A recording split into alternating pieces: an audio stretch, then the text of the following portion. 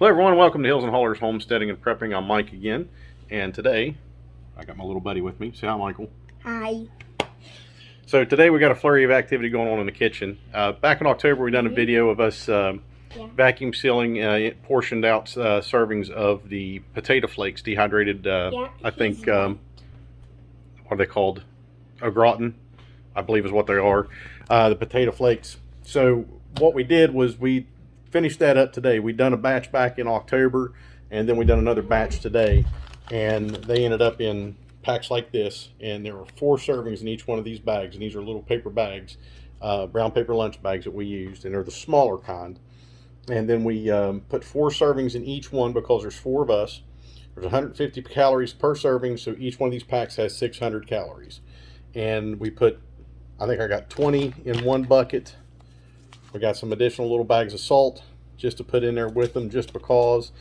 And on the outside of each one, I just put some painter's tape on there and put what it is. So 4 servings each pack, 600 calories each. There's 20 packs from October 21 and January 22.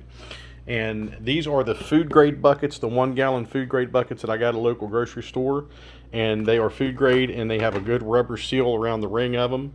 So when I put these in here, and when I open this to take one out, I got individual packs and servings, so I'm not interrupting or potentially contaminating the rest of this. This just serves as an added layer of protection and good air seal from it. In this one is the same thing, but I got 15 packs in this one, and this is what we just had left over, and it's pretty much the same thing. I did the same thing on the label, 4 servings each, 600 calories each, and there's 15 packs in there. And then the wife reminded me, she said put on there what it takes, so 2 cups of water, 2 tablespoons of butter if you have it at that point. I'm going to say you don't even have to do that. You're just going to add hot water till you get the consistency that you want. So calories, we know what we got. We know how many in each one. And then we started, and this was a really cool idea, is we took flour, and this is all-purpose flour. And Emily is the master of this kind of stuff. She said it's better, and it's more highly recommended to do it in serving of weight than it is in actual like cups. So there's about 8 cups of flour in each one of these bags, which is about 2 loaves of bread. But there's a little extra flour just for like throwing on the surface and rolling and kneading your dough and stuff like that. But according to most bakers and stuff like that, it's better to go by weight than it is to go by volume. That way, if you end up with an air pocket or something in your little cup of flour and you end up running short, you know, weight will tell you the more about it. So there are 2 packs of dry yeast in here because there's enough flour in here. I think come out to like 2.2 pounds. And that's enough for 2 loaves of bread with a little left over. So 1 pack of yeast for each loaf. And then there is 1 tablespoon of salt. And then 3 tablespoons of sugar we have portioned out that goes in each bag with the flour. Now 2 5-pound bags of flour gave us about 4 1/4 bags of these the regular size lunch bags. So what we did was we had a little extra in another flour bag that we just added to it and gave us 5 bags. Now these are going to be portioned out like this, so there's enough for 2 loaves with a little left over. There's the yeast, salt, and sugar in there to make loaves of bread. So there's enough to make 2 loaves, and I think I could pretty much get all 5 bags in the buckets. So I'll put this again in another food bucket, seal it up, and I'll label it as the bread. Now, the other thing we did, and I talked about this on one of the other videos the other day, was we bought these little ammo cans. These are little plastic. They're 30 caliber, and you have to forgive all the stuff that's on the counter here because we're in a little frenzy in here getting stuff organized and put away. So this is, so there's children's, cough, cold, fever, allergy, Band-Aids, matches, flashlight, bleed stop. These are airtight and watertight. They were $8 each at Rural King. I get that one thing open.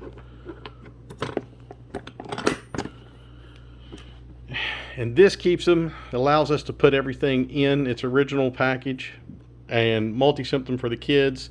There's pain reliever and fever. There's cough syrup. There's Robitussin in there for kids and adults. There's these little hand sanitizer things in here. There's Band-Aids. There's triple antibiotic ointment. There is ibuprofen, there's batteries, there's matches, and this is a cool little product.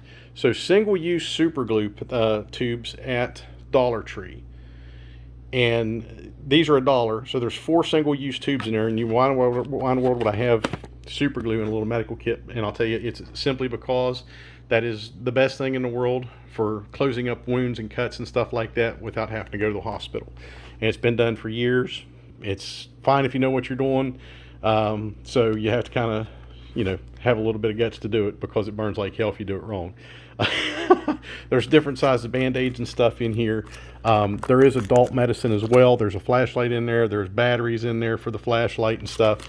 So pretty much each one of them is all just a tiny little cough and cold, sniffles, snot, cough, fever, bleeding, stop, band-aid stuff, all that in there in each one of these. So they're pretty much identical. There's just a little bit of everything that we need in there. And these will go downstairs. And like I said, they're double sealed in these things because they're in their original package sealed. They're in the ammo cans that have a rubber gasket on them that are air and watertight, so these are sealed as well. So there's going to be 3 of these little bags for the vacuum sealer.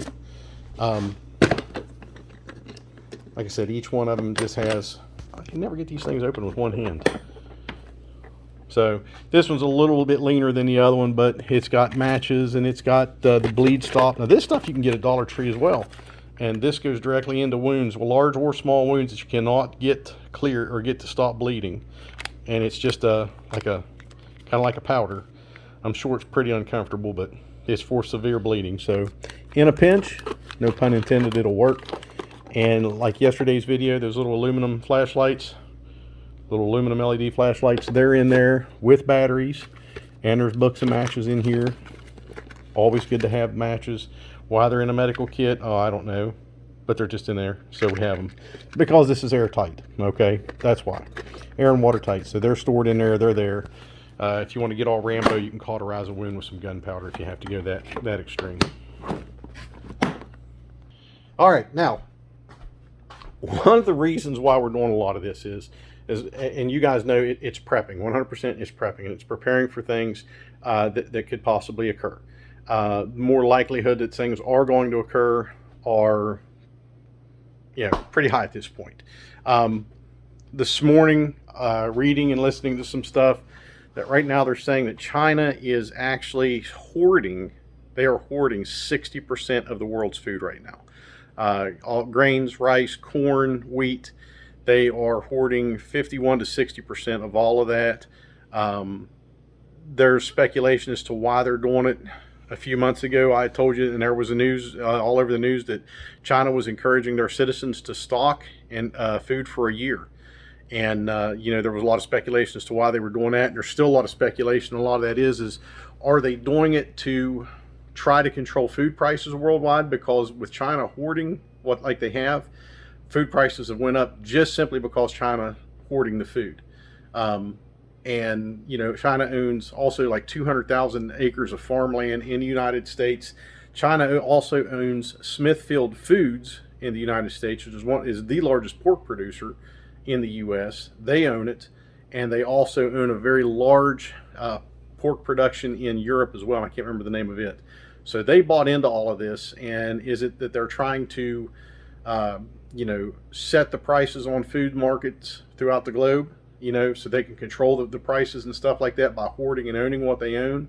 Or are they preparing something that they know that they're going to do, or that they know that Russia's going to do, or whatever? You know what I mean? So we don't, there's speculation all over the place, but you know, when a communist country who's known for their human rights violations and you know, they're just not good to their people and everything like that, when they start encouraging their own population to hoard and store food for a year, and they themselves, the country, starts buying up the global food supplies and stuff, that's going to make you think about some things. So this is why we're starting to do this. You know, we've got another 1 or 2 bags of flour downstairs, 5-pound bags, that we'll end up doing this too. And this way it seals it up, it preserves it. Once these things are in the bags and they're vacuum sealed, it's not going to go bad. There's no reason why it would ever go bad as long as it stays sealed. It's not going to get damp. We put it in the freezer for about a month before we even brought it out today. And the reason we do that is because if there's any larvae or anything in it from the mills and stuff, which very highly likely, it ensures that any larvae and stuff like that does not hatch in that while it's sitting on the shelf down there. So you put it in the freezer for about, you only have to do it for a couple of days, but we did it for a month. And then we individually, with each bag and everything like that, and it's vacuum sealed. It's going to stay dry. It's going to be airtight now. So no risk of it going bad. That plays along as well with like the canned meats and stuff. If you look at the best buy date on like your canned meats, and it says, say, good for 2 years, so it doesn't expire until 2024. Something, just for an example, like Spam is going to be good for about 10 years. And after 10 years, as long as that thing is still sealed, it's not swelled up, and it's not exposed to varying temperature fluctuations, real hot, real cold, real hot, real cold. The only thing after 10 years it's going to do is it's going to lose a little bit of its flavor. At that point, I mean, in 10 years, if you're still eating on that, you're in a bad situation anyways. But it's not going to go bad as long as, like I said, as long as the can stays sealed, it's not excessively rusty, it's not all swelled up. If you open it and it's bad, you're going to know it immediately. Okay, so there's really not a whole lot of risk with that. But with your dry goods like this, with the potato flakes, those things are going to be good from now till doomsday, no pun intended. The flour should be good until doomsday, and you don't even need the sugar and the salt and the yeast. You can make a sourdough starter with all of this, and we actually started out with a whole wheat flour. We're starting to do our own sourdough recipe here at home.